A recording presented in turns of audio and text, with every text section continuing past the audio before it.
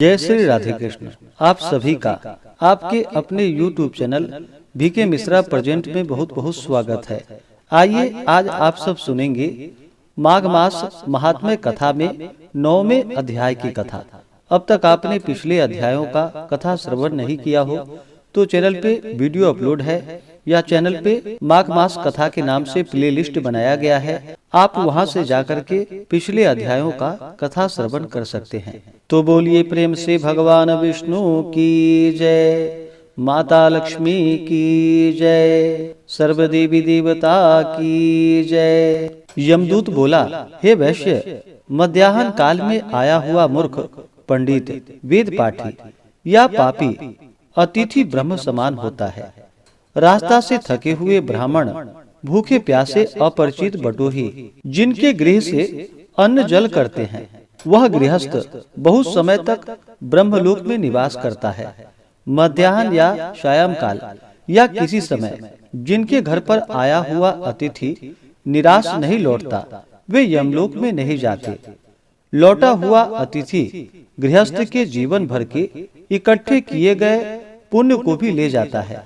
अतिथि सेवा के बराबर कोई दूसरा संपत्ति नहीं है। हे वैश्य, अतिथि सत्कार के प्रभाव से राजा तथा मुनिवर ब्रह्मलोक को गए और आज तक वहां से नहीं लौटे। हे वैश्य, अन्नदान करने वाला देदीप्यमान विमान का उपभोग कर अमृत पान करता है तथा स्वर्ग से हटकर उत्तर कुरुओं में जन्म लेता है। धर्मात्मा राजा होता है।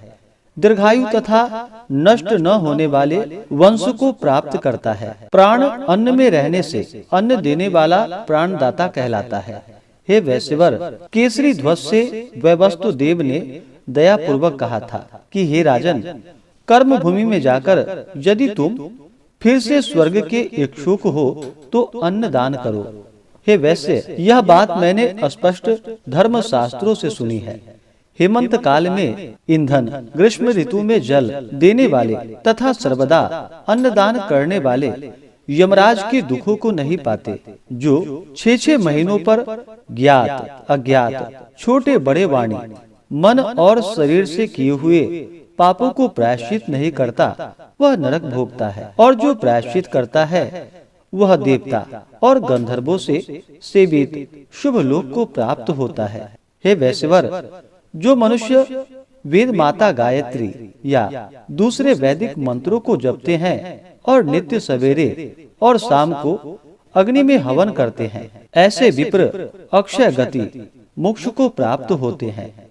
नित्य व्रती, तीर्थों के सेवक और जितेंद्रिय अवश्य यमराज को नहीं देखते। नित्य धर्म करने वाला प्राणी दूसरे का अन्न, पाक आदि को ग्रहण और भोजन करना छोड़ दे। जो जिसका अन्न खाता है वह उसका पाप खाता है। हे वैश्य, जो मनुष्य नित्य प्रति प्रातः काल स्नान करता है, उसके भीतरी तथा बाहरी पाप नष्ट हो जाते हैं और वह नरक में नहीं जाता।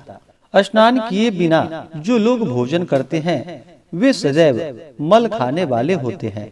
जो स्नान नहीं करते उनके पितर तथा देवता उनसे विमुख हो जाते हैं और वह नरक भोगकर पुलकस आदि चांडाल योनि में जन्म लेता है। जो लोग पर्वों में चलते हुए जल में स्नान करते हैं वे न बुरी गति को पाते हैं और न ही बुरी योनि में जन्म लेते हैं।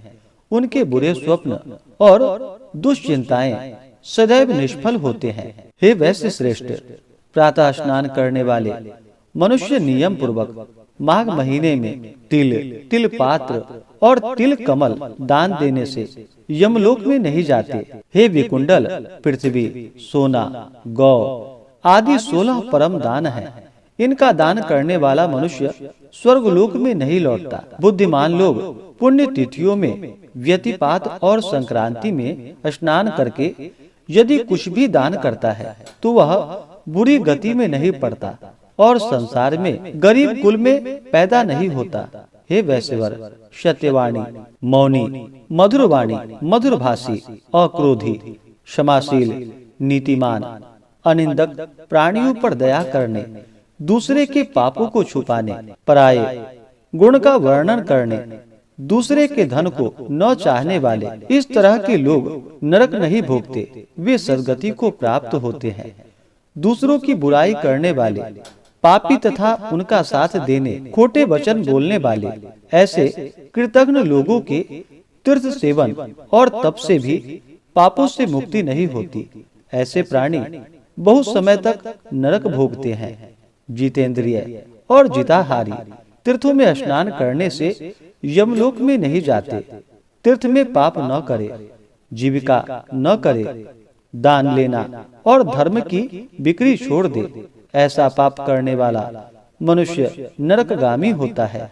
इस प्रकार से श्री पद्म पुराण के अंतर्गत विकुंडल दूत का संवाद नामक 9वां अध्याय पूर्ण हुआ। तो बोलिए प्रेम से भगवान विष्णु की जय, माता लक्ष्मी की जय, सर्व देवी देवता की जय। इसी प्रकार से अगर आप सब आगे के अध्यायों को सुनना चाहते हो, इसी प्रकार से व्रत पूजा के बारे में जानने के लिए, कथा को सुनने के लिए चैनल पे अगर आप पहली बार आए हैं तो चैनल को लाल बटन दबा करके सब्सक्राइब करें, साथ में बेल आइकन घंटी को दबाएं ताकि आने वाली वीडियो का नोटिफिकेशन आपको समय से मिलता रहे। वीडियो को लाइक करें, शेयर करें। आप सभी भक्तों पर भगवान विष्णु, भगवान श्री कृष्ण का कृपा सदैव बना रहे। सभी सदा स्वस्थ रहें और सदा खुशहाल रहें। मिलते हैं फिर अगले वीडियो में। जय श्री राधे कृष्ण। धन्यवाद।